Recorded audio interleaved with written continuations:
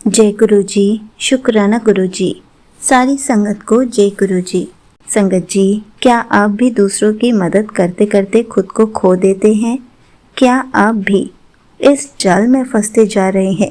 तो चलिए इसी पर एक आंटी जी का सत्संग सुनाती हूँ, जिसमें उन्होंने इस बात को बहुत अच्छे से एक्सप्लेन किया है। ये सत्संग पूरा ज़रूर सुनिएगा, आपको बहुत अच्छे आंसर्स मिलेंगे। तो चलिए आंटी जी का सत्संग सुनाती हूँ। संगत जी, मेरा नाम मोहिनी है। संगत जी, कभी किसी रिश्तेदार को पैसों की दिक्कत होती, या फिर किसी दोस्त के घर में कलेश होता, या पड़ोस में कोई बीमार होता, तो मैं सबसे पहले वहाँ खड़ी होती थी। मैं न केवल उनकी मदद करती थी, बल्कि उनकी सारी टेंशन अपने दिमाग में ले लेती थी। रात रात भर जागकर दूसरों की समस्याओं के बारे में सोचना मेरी आदत बन चुकी थी। दूसरों का भला करना बहुत अच्छी बात है, लेकिन मैं एक ऐसे दलदल में धंसती जा रही थी जहां से बाहर निकलने का रास्ता मुझे सूझ ही नहीं रहा था। मैं अपनी नींद उड़ा चुकी थी। आंखों के नीचे काले घेरे आ चुके थे। तनाव के कारण मेरे शरीर में अंदर ही अंदर बीमारियों का घर बनता जा रहा था। एक दिन ऐसा आया जब मेरे शरीर ने जवाब दे दिया। बहुत ज़्यादा स्ट्रेस और टेंशन लेने की वजह से मुझे गंभीर माइग्रेन और ब्लड प्रेशर की समस्या हो गई।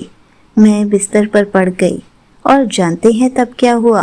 जिन लोगों की समस्याओं के लिए मैंने अपनी रातें काली की थी, अपनी सेहत खराब की थी, उनमें से एक भी इंसान मेरे पास यह पूछने तक नहीं आया कि मैं कैसी हूँ। सब अपने अपने जीवन में व्यस्त थे। कोई मेरे लिए एक गिलास पानी लेकर भी नहीं खड़ा था। मैं उस दिन फूट फूट कर रोई। शरीर के दर्द से ज़्यादा मुझे दिल में दर्द हो रहा था। मुझे मेरा अकेलापन खाए जा रहा था। मुझे लगने लगा कि इस दुनिया में अपना कोई नहीं होता।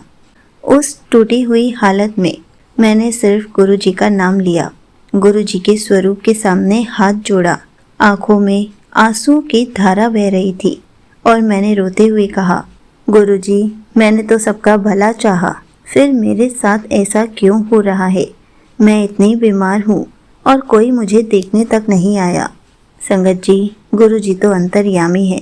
वह हमारी हर पीड़ा, हर दर्द को समझते हैं। संगत जी, मुझे रोज़ गुरुजी के मैसेज आ रहे थे कि तू तो जाल में फंसती जा रही है। इस दलदल से तू कैसे बाहर निकल सकती है? बस ये सत्संग सुन, तुझे पता चलेगा।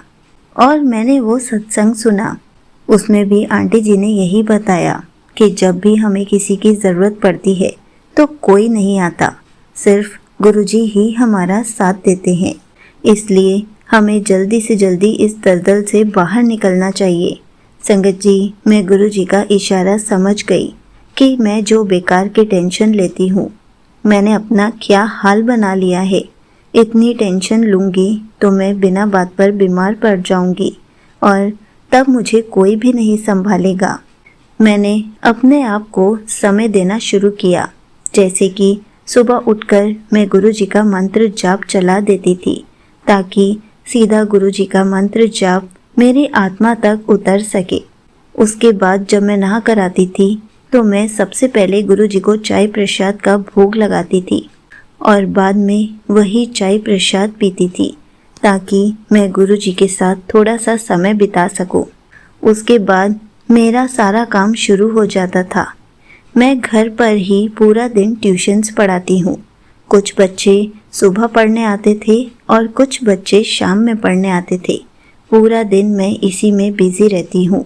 शाम को 7 बजे तक मैं ट्यूशन्स ही पढ़ाती हूँ। उसके बाद मैं जब अपने लिए चाय बनाती हूँ तो गुरुजी का मंत्र जाप फिर से चला देती हूँ, ताकि गुरुजी मेरा माइंड हमेशा ठीक रखे और साथ साथ मुझे कोई भी बात की टेंशन ना हो। क्योंकि जब भी मंत्र जाप चलता है तो मैं अंदर ही अंदर मंत्र जाप गुनगुनाती हूँ। दिमाग में कुछ भी नहीं सोचती, ताकि मैं कोई टेंशन ही ना ले सकूँ।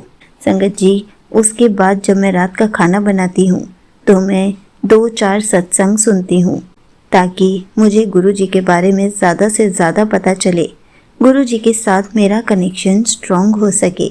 ऐसे करते करते मेरा खाना भी बन जाता है और गुरुजी के साथ मैं समय भी बिता लेती हूँ और साथ साथ गुरुजी मुझे बहुत कुछ सिखा कर जाते हैं, क्योंकि हर सत्संग में कोई ना कोई जवाब तो ज़रूर मिलता है और ये सब करने से मेरा माइंड भी फ्रेश रहता है और मैं टेंशन भी नहीं लेती हूँ, कुछ सोचती भी नहीं हूँ, हमेशा पॉजिटिव बनी रहती हूँ। संगत जी, ऐसे करके धीरे धीरे मेरा जीवन बदल रहा था। मेरी माइग्रेन और बीपी की प्रॉब्लम कंट्रोल होने लगी थी और इसे मैंने अपना नियम बना लिया था ताकि गुरुजी मुझे हेल्थ ब्लेस कर सके और मैं गुरुजी के साथ अपना कनेक्शन स्ट्रॉन्ग कर सकूं। संगत जी, ये सब मोह का जाल है, रिश्तों का जाल है, दूसरों की चिंताओं का जाल है। हमें इस दुनिया में रहना है, अपना कर्तव्य निभाना है, लेकिन इस जाल में नहीं फंसना है। अगर आप भी बहुत ज़्यादा सोचते हैं, हमेशा टेंशन में रहते हैं, तो आप भी गुरुजी के साथ समय बिताना शुरू कर दीजिए। आप भी प्रतिदिन उनका मंत्र जाप और सत्संग सुनना शुरू कर दीजिए ताकि आप सोचना बंद कर दें और गुरुजी आपको हेल्थ ब्लेस कर सके।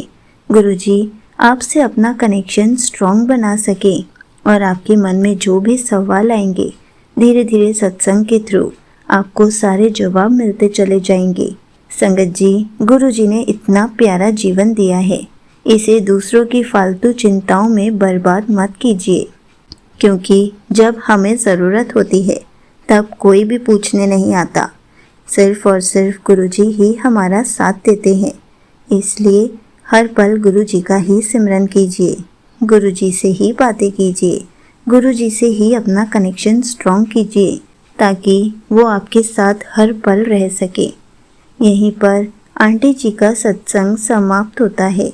संगत जी, देखा आपने, जिनका दिल बहुत साफ होता है वो दूसरों का दर्द नहीं देख पाते, जो दिन रात बस इस उधेड़ बुन में रहते हैं कि कैसे दूसरों की मदद की जाए।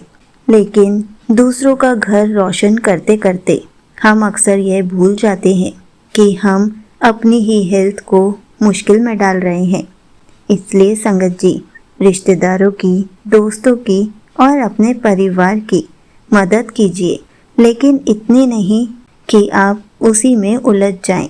किसी रिश्तेदार को पैसे की दिक्कत हो, किसी दोस्त के घर में कलेश हो या पड़ोस में कोई बीमार हो तो आप ज़रूर जाइए, लेकिन बाद में उसके बारे में इतना मत सोचिए कि आपकी तबीयत खराब हो जाए। आप बस गुरुजी से अरदास कीजिए ताकि गुरुजी उनको भी ठीक कर सके। साथ साथ आप भी खुशी खुशी रहिए, किसी भी बात की टेंशन लेने की ज़रूरत नहीं है। जय गुरुजी, शुक्राना गुरुजी।